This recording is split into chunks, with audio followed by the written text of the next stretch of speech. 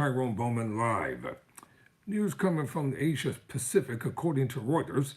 The South Korean authorities have entered the impeached President Yoon's compound in an arrest attempt. So let's get into this story. Here are the facts. Protesters tried to block investigators outside Yoon's residence. Investigators enter Yoon compound on foot to serve the arrest a warrant. Yoon's lawyers have stated, it says, its arrest unlawful, threatens legal action.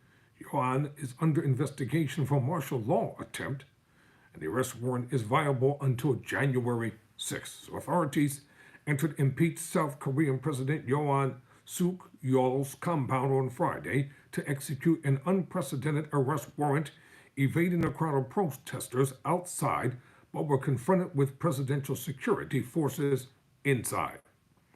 It was unclear whether the Presidential Security Forces, or PSS, which has previously blocked access by investigators, with a search warrant to Yoon's office and official residence, would try to stop him being arrested.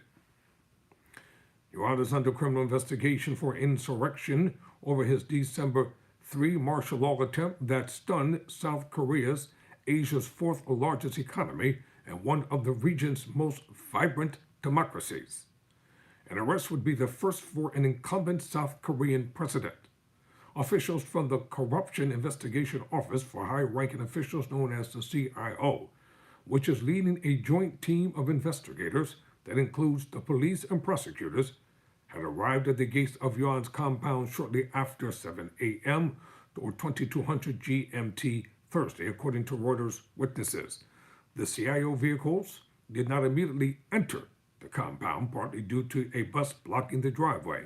Some CIO officials later filed through an open gate on foot and passed the bus, but then briefly faced another bus and an armored vehicle further up the driveway before they were moved. Once inside the compound, the CIO and accompanying police faced cordons of PSS personnel as well as military troops, second to presidential security, media reported. South Korea's Military of National Defense and the troops were under the control of the PSS. Yoon's lawyer said in a statement on Friday that execution of an invalid arrest warrant against Yoon is unlawful and they will take legal action without elaborating. Protesters gathered in the pre-dawn hours near the residence, with the numbers swelling into the hundreds, amid media reports that investigating authorities would soon try to execute the arrest warrant that was approved on Tuesday after Yoon refused summons to appear. "We have to block them with our lives," one was heard saying to others. Some chanted, "President Yoon Suk Yeol will be protected by the people," and called for the head of the CIO to be arrested. Oh, they are vicious over there. My goodness. Yayoung Insu, 74, said that the police had to be stopped by patriotic citizens, a term Yoon used to describe those standing guard near his residence, holding a flag of the United States and South Korea with the words "Let's go together" in English and Korean. Yayoung said he would hope incoming U.S. President Donald Trump would come to Yoon's aid. "I hope after Trump's inauguration he can use his influence to help our country get back on the right track." He said the current arrest warrant is viable until January 6th and gives investigators only 48 hours to hold Yoon after he is arrested. Investigators must then decide whether to request a detention warrant or release him. Once arrested, Yoon is expected to be held at the Seoul Detention Center, Yonhap news agency said, citing the CIO. So, Yoon sent shockwaves through the country with a late-night announcement on December 3 that he was imposing martial law to overcome political deadlock and root out anti-state forces. Within hours, however, 190 lawmakers had defied the cordons of troops and police to vote against Yoon's order. About 6 hours after his initial decry, Yoon rescinded it.